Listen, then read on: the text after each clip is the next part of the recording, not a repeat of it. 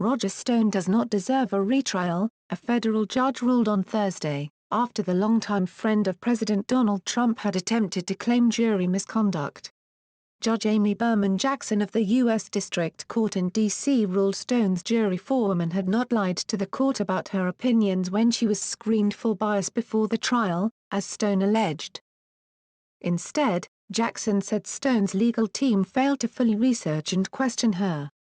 The judge's 81-page, extensively detailed opinion is the latest high-profile debunking of a Trump-backed conspiracy theory, and one that's likely to unleash another right-wing political furor about the court and justice system. After Stone's conviction, for lying to Congress about his efforts for the 2016 Trump campaign, the president and his allies claimed the jury was tainted, before a person was biased and the verdict was therefore void.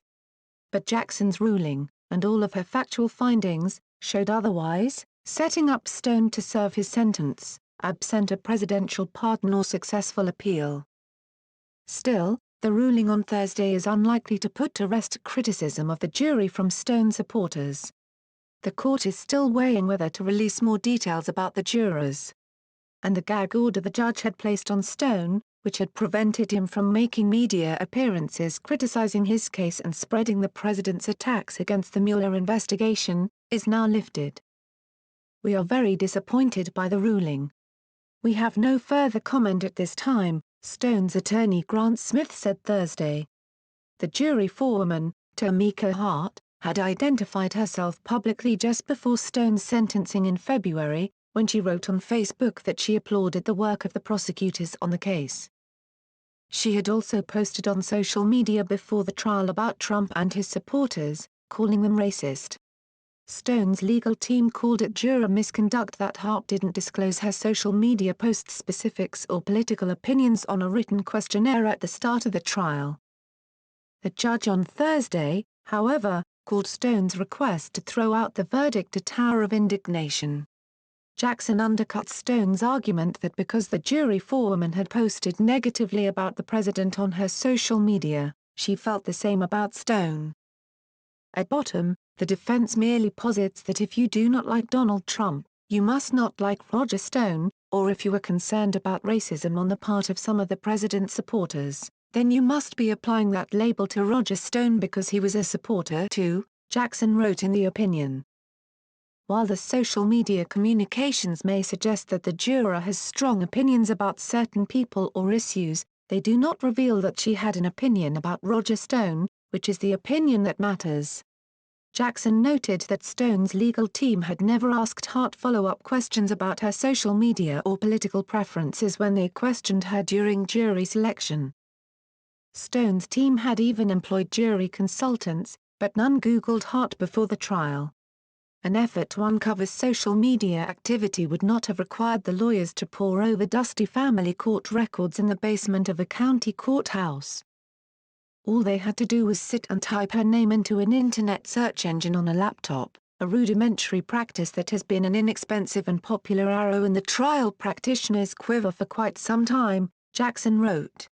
The judge added that she had found the forewoman warm, open and frank, and extremely credible in her jury selection interview under oath. What's next?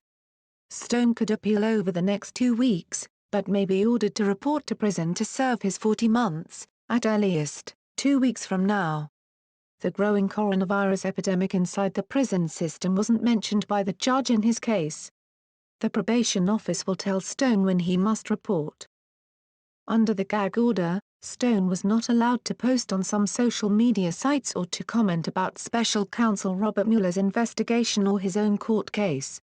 Jackson's decision sends the case into a new phase of appeals, preparations for Stone to report to prison and potential blowback from Trump and even Stone himself.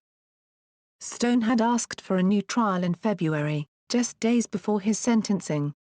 2 months ago, the Stone sentencing had led to a near crisis within the justice system. Stone's case consumed much of Trump's furor and the Justice Department's public messaging in February, after the Attorney General softened the department's stance towards Stone's crimes and the president and others railed against the career prosecutors, judge and jurors. The prosecutors who took Stone to trial quit in protest of political appointees' interference in the case, and Jackson countered that Trump's and the Stone team's harassment of jurors could hurt the court system. Stone's circle had directed much of their anger at Hart, the jury foreman. The Justice Department had told the court that Stone didn't deserve another trial, and jurors even testified in court about the integrity of their deliberations. This week, all 12 jurors wrote to the court asking to keep their names private because they fear being harassed for their service on the case. Hart and another juror, Seth Cousins, who also identified himself to the media after the trial, said they received threatening letters and postcards from strangers, a veiled threat that implies their home addresses are known. Prison or pardon? The question now is whether Stone will do time in prison. Jackson sentenced him to 40 months for lying to Congress to cover up for Trump's interest in getting stolen documents that could help his 2016 campaign. Last fall, a jury in D.C. found the self-proclaimed political dirty trickster guilty on all 7 counts of obstruction, lying to Congress and using threats to pressure a witness, his longtime acquaintance Randy Credico, to also lie. Stone's friends have lobbied for a presidential pardon. Trump said on the day of Stone's sentencing that he wanted the legal process to play out before he decided whether to pardon his friend. Stone had asked for a new trial once before, also claiming a juror was biased. Jackson found his reasoning weak and refused the do-over. He also unsuccessfully tried to remove Jackson from the case, accusing her of bias for saying at his sentencing that jurors served with integrity. In her opinion Thursday, Jackson reminded Stone's team that the appeals court above her, the D.C. Circuit, generally leaves decisions to grant new trials with the trial-level judge, making it clear Stone's chances for a successful appeal are low.